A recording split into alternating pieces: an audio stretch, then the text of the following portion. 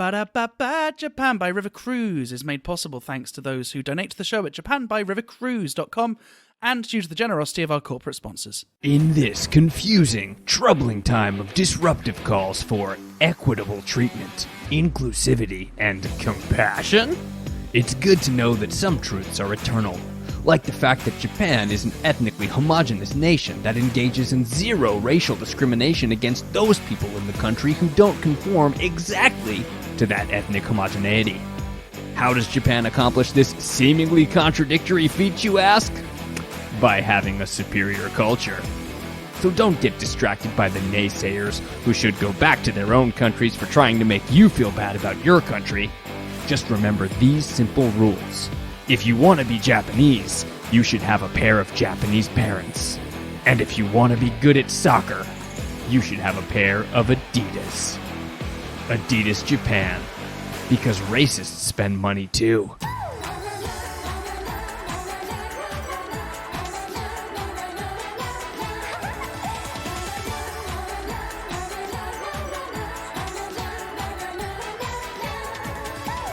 Hello, Brian, and welcome back to Japan by River Cruise. I'm Bobby Judo. And I'm Ollie Horn. And joining us this week is comedian, musician, TV personality, and three-time Japanese riverboat wakeboarding champion, Go Takeuchi, a.k.a. Black Samurai. Go, thanks for joining us. Hey guys, konnichiwa! I'm Black Samurai. Yoroshiku onegaishimasu. Yoroshiku onegaishimasu. On this week's show, it's a common perception that just being exotic can get you famous in Japan. But what does it really take to make it in the Japanese entertainment industry? And is it worth it? We'll talk to Go about these questions and more in a segment we're calling, How Sour Are Those Grapes? Plus, Ollie's got your weekly river cruise recommendation. Ollie? Yes, this week's recommendation is a Kyoto cruise that is capitalizing on consumer demand by offering what they are calling the first ever plant-based river cruise. The boat, naturally, is made from cedar and cypress wood. The boat's people's uniform is 100% organic cotton, and the all-you-can-eat yakiniku is served on compostable bamboo plates. Also, this week YouTube went down while our JBRC channel was right in the middle of live streaming the 3-hour Sonodegawa paddleboat experience. Not to worry though, I'll give you a real-time, audio-only recap of the last 95 minutes later in the show. But first, Soap Talk.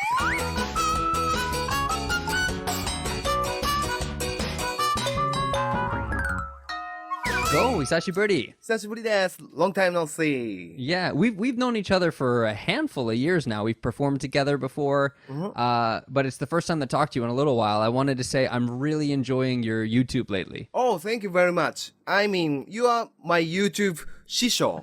You are my, I've always said Bobby's YouTube was a bit of a shit show. Not a shit show. Not a shit show. A shisho. No, but it's funny because I think your content, the kind of stuff that you're making now, is very similar to stuff that it's like messages that I was trying to do, but you do it funnier.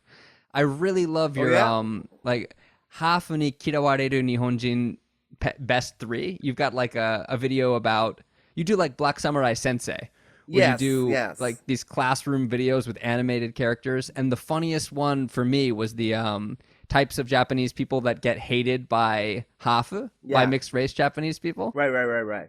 They always, like, the first time we meet people, they always ask me, oh, where is your father? Oh, excuse me, where is your mother from? And he's so annoying. Like, I answer the same question like a billion times in my life. Yeah. The problem is our listeners are actually wondering where your mother and father are from, so can you actually tell us? でもさ, I think you are a foreigner, gaijin, right? In Japan. I think you kind of have same situation, right, with me. No, we're white. We're in charge wherever we go. Okay. No. All right. No, so you're half Japanese, half Cameroonian. Oh, thank goodness. What a weight off our mind. When people meet you for the first time, what I liked about this video was that like it gets into how, for some reason, Japan is such a polite culture. It has all these rules of like etiquette and social interaction. But when you meet either a foreigner or somebody that Japanese people see as a foreigner, all of those rules go out the window. yeah, So they yeah. ask you shit that they would never ask another Japanese person, like the details of how your mother and father created you, basically. Yeah. Yeah, it's so we have to like kind of teach them. Yeah. It must get so boring. Do you ever change up the response? Like if someone, I'm sure this happens. People go, "Oh, you're black." Do you ever go, "Oh my god, I'm what?" Like pretend that you've just noticed. Or Yeah. do you ever have fun with it? Yeah, like lately I kind of pretend I'm gaijin. Like I use very katakoto. Yeah, ちょっと変な日 like 本 an Simple. affected, はい、affected Yeah, Japanese slightly weird accent. Japanese. ありがとうございます。はい、日本語ちょっと勉強しました。And I stay away from them. Yeah. Because Taking the piss of us then. yeah, I don't want to lose my time. So Also, another note, congratulations. Both of us recently left our agencies. yes, congratulations us. yes. We're out on our own. Yay. Yes. What happened with you? I didn't fight with them. I didn't, argue with them. I quit them very politely. Yeah. ありがとうございました. That's Japanese style. ありがとうございます. Yeah. Well, the same kind of politeness as that Japanese lady who's being inquisitive as to the circumstances of your conception. But Japanese agency is somehow like Yakuza family. Mm-hmm. You know what I mean? Yeah. Like, Yeah. okay, once you enter, you cannot leave. You can't quit. So I was afraid if I have to cut my finger or, but my pinky is still there. So I quit there safely. Yeah. Well, so I've worked with a couple different agencies in the past, and this last one, it was just purely like a circumstances thing. If there was no COVID and there was, a non-life-threatening Olympics that was going to happen, then I think I would probably still be with them. Mm-hmm. But because my agency was in Tokyo and 99% of my work is in Kyushu, it didn't make sense to be with them anymore. Oh, okay. It's like I'm getting all my work directly, but still they're taking a portion of it. Right. So my quitting was also Enman. It was also like we left on good terms. Okay. But yeah, no, I've been in other agencies in the past that I won't name them, but it's been like a struggle to get out. How is it a struggle to get out? Why can't you just say I quit? Because they wield a lot of power. Because like they potentially have the power to pull strings to not let you get jobs in the entertainment industry in the future. Yeah, but now the time is changing, Bobby. So nowadays, a lot of talent in Chinese group or Oscar group, they both are big, one of the biggest agencies in Japan. There are some talent left there, and they started their own contents like YouTube. And Right. then now the time is still changing. Like before, if Japanese talent quit their agency, they have to take a break for 1 year. Right. But it's actually against the law. It's it's just like weird rule Japanese Yeah. industry made. Yes. Plus, there's this direct model where somebody can connect directly with their fans. Well, this is what we're going to talk about in the news. We've now talked in Soap Talk about how you get out of the industry. Let's in the news talk about how you get in. Yeah. It seems like we've done this in reverse. Just before we do, we've got a couple of people to thank. In fact, talking about the fans sustaining the work rather than big agency controlling us, we rely exclusively on the generosity of the people that listen to this show, including Natasha, who bought us a coffee, saying the last episode was hilarious, implying that the previous 62 were not, but we'll let that slide. I'd like to And also- apologize for the first 62, Natasha. I'm sorry. And also Vincent, who bought us 3 coffees, who said lots of very nice things. If you'd like to join them in supporting the show, then you can go to buymeacoffee.com/Japan by River Cruise, where there are 2 options. Either you buy us a coffee, that makes us feel great, say something nice or horrible. As long as we get the money, we don't mind. Or you can become a member. And members for $5 a month get access to all the extra bits, including some juicy gossip from Black Samurai this week too. Bobby Judo, shall we take a look at the news?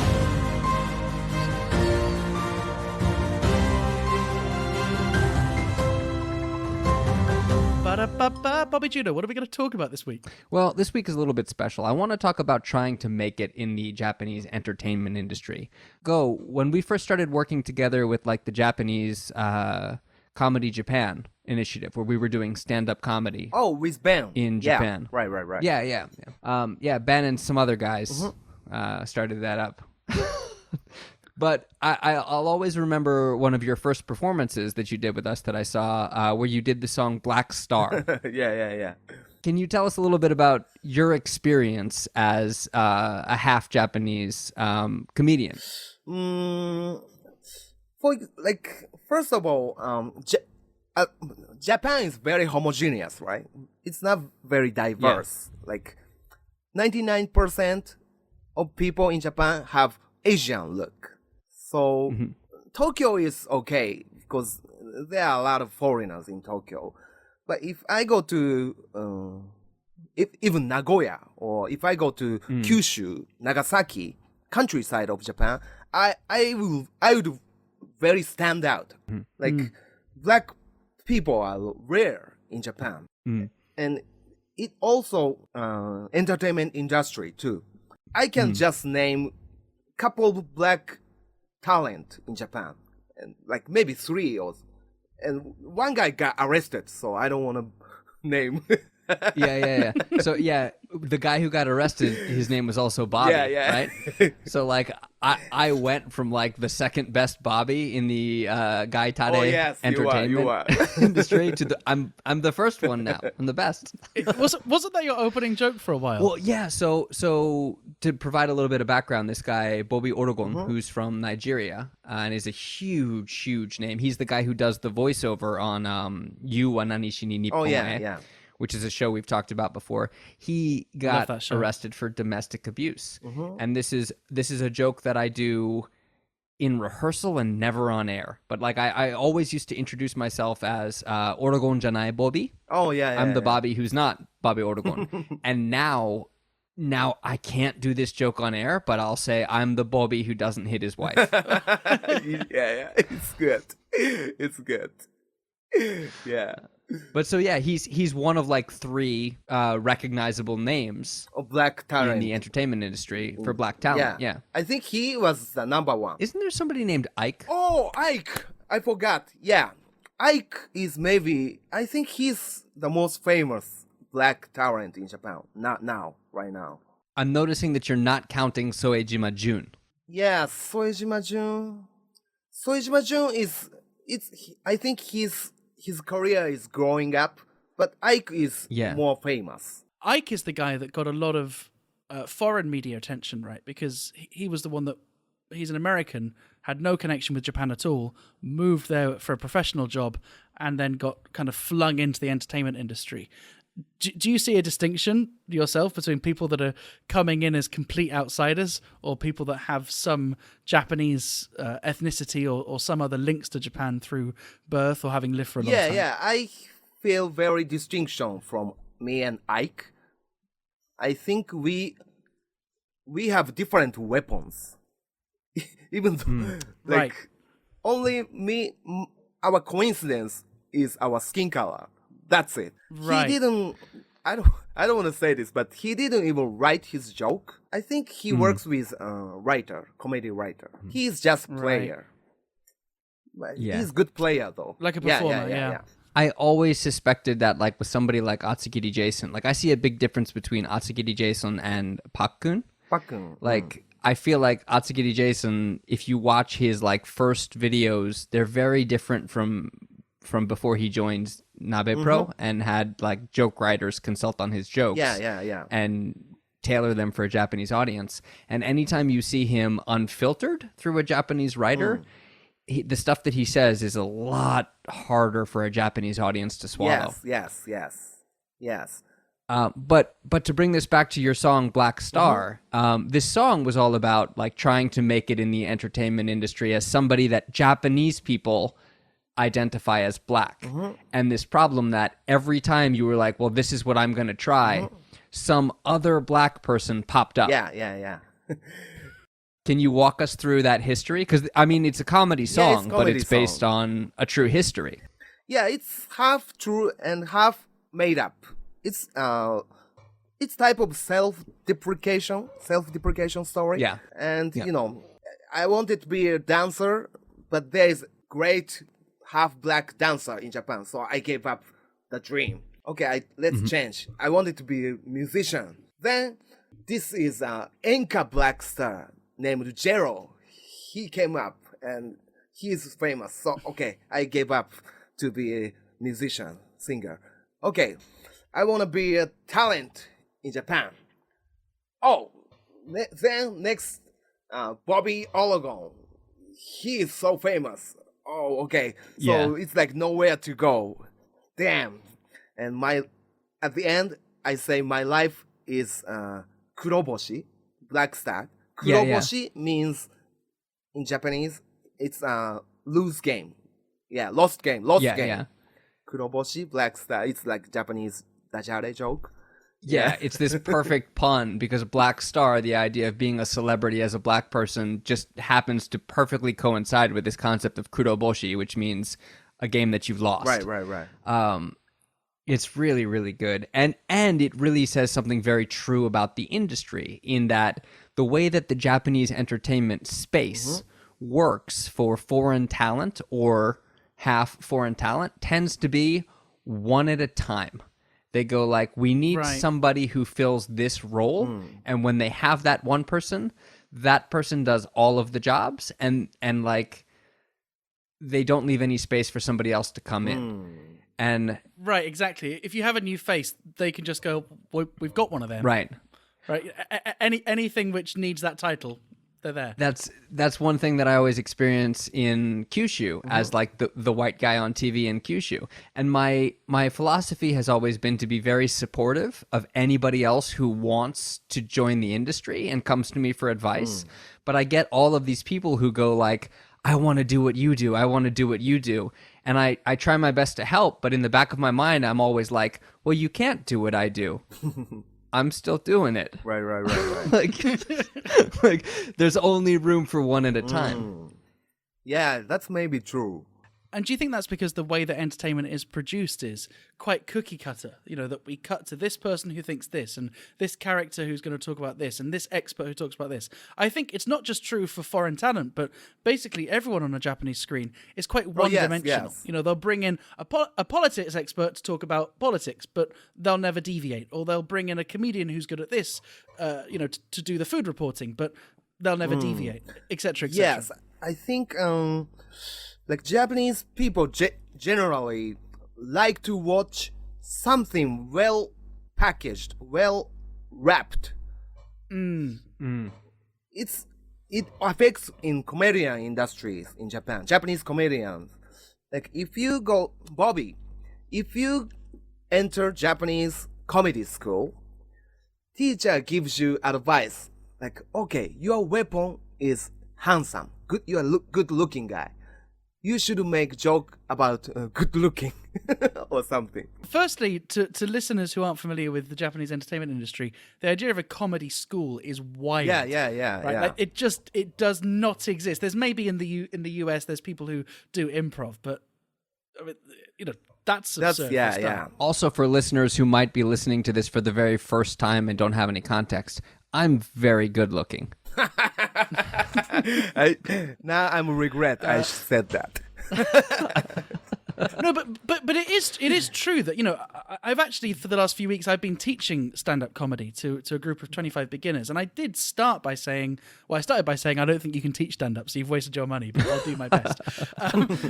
Then the second thing I said was we're just going to look at the idea of persona, right? What lens do you see the world through, and then what lens will the audience see your material through when they look at you, right? Because it makes no sense for someone who doesn't look sporty to talk about powerlifting at the gym, right?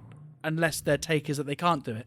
And so I definitely see that it's a useful comedic device to say, well, based on your assumptions about me, that can fill in certain gaps in the premise of a joke such that a punchline comes easy. I think that makes sense. But I do believe, and I'm talking generally, Japanese comedy is based entirely off this. So that the punchlines can basically be predicted. And so obviously with someone like you whose most distinctive thing is you have black skin, any other interesting part of your personality will come secondary if there's a punchline that can first be made from your blackness.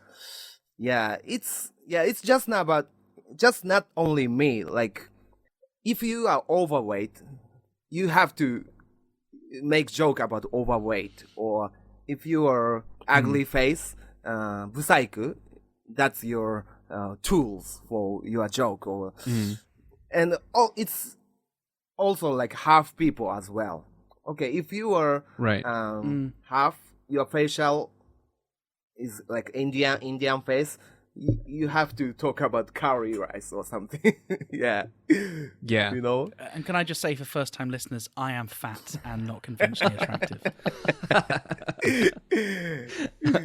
So I want to talk about this in terms of the time that Soejima Jun went on downtown Matsumoto's Waiduna show. And the entire interaction was Matsumoto going, "There's no way your name is Soejima Jun because you look like that." And it's the exact same interaction that he could have had with you, Go, or with Anthony, or like any other black-looking TV personality. And I'm wondering if this might actually be harmful for real people. Like, does this tell Japanese people watching that when you meet someone like this, it's okay to interact with them in this way? Yeah, in a way, it might be harmful.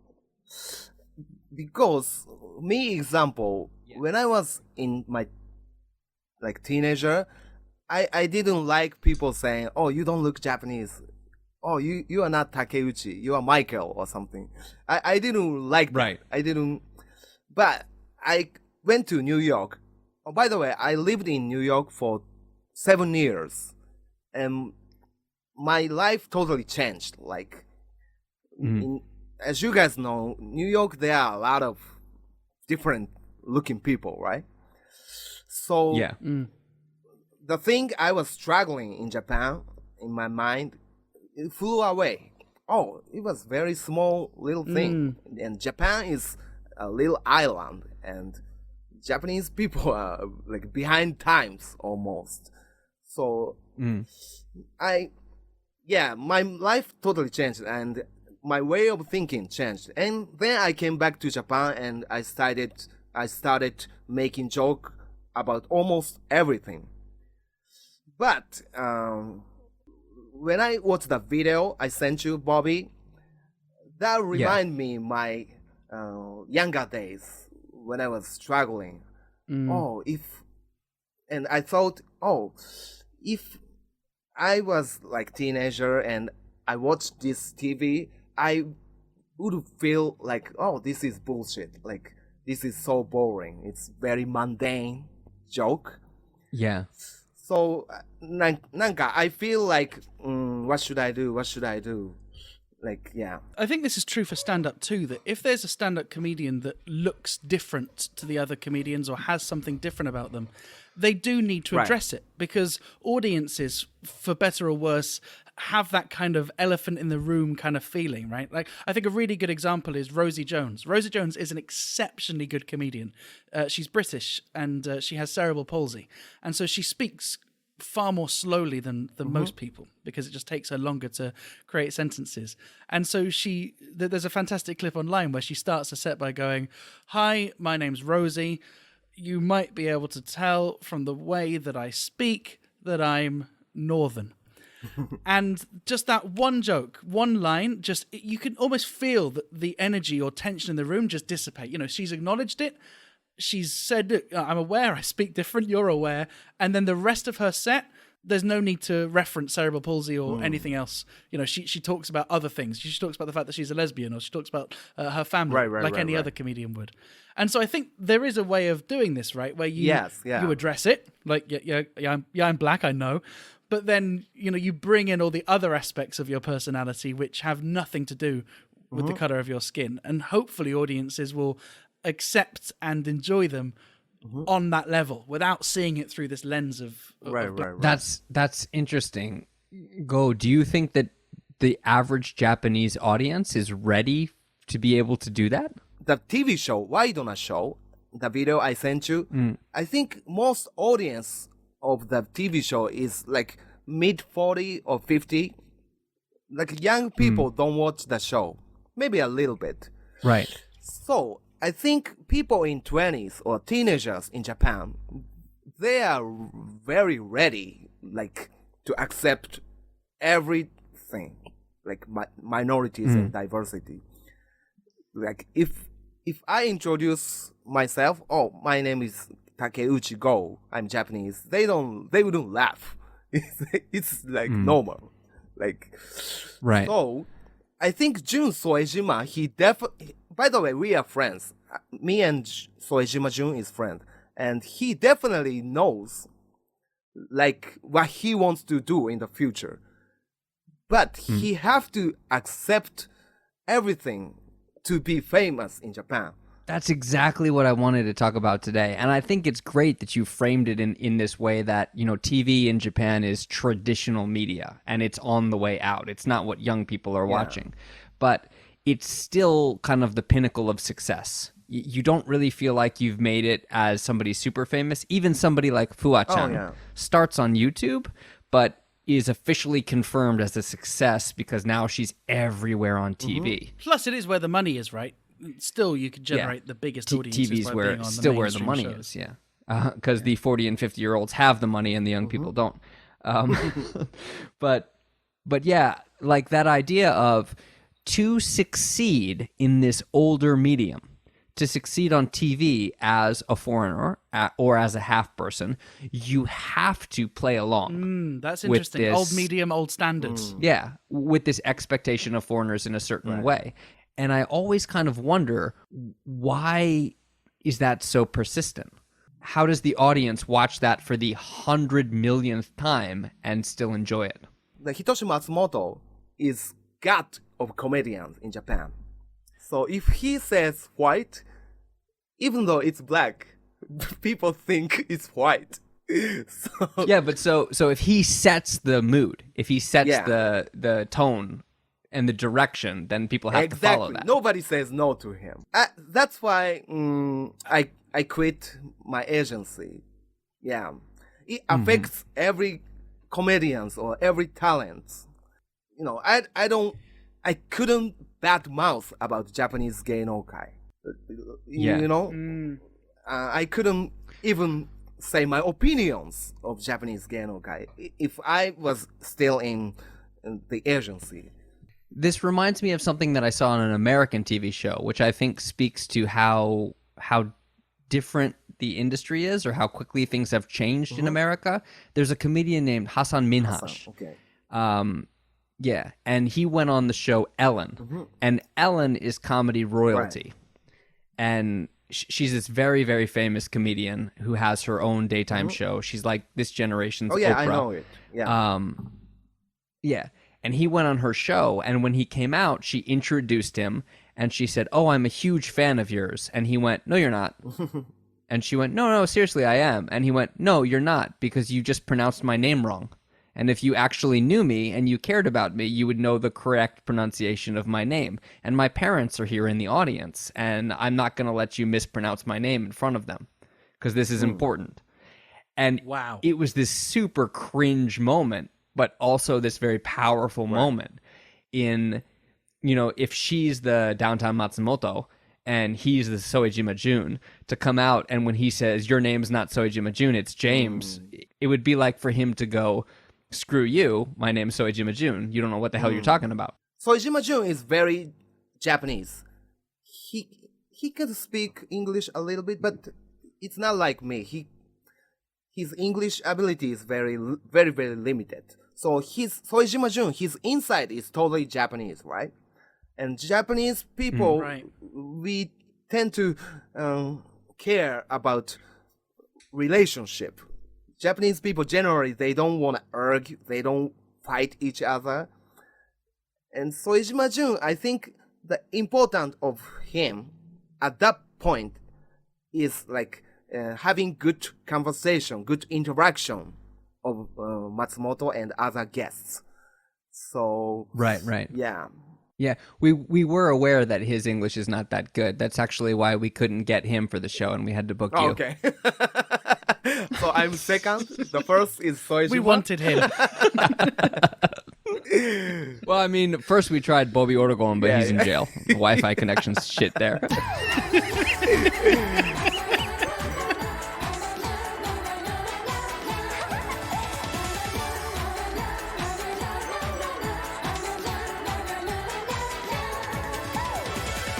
Hey, thanks very much for listening to this episode 64 of Japan by River Cruise. If you go to japanbyrivercruise.com and enter your email address, you can join our monthly newsletter with all the best bits from the show, plus more. japanbyrivercruise.com. Thank you to our guest this week, Go Takeuchi, aka Black Samurai. Go, it was great to catch up with you. It's always such a fun conversation. Thank you for being on the show. Yeah, thank you, Bobby and Ollie. Thank you for having me. And please watch my YouTube.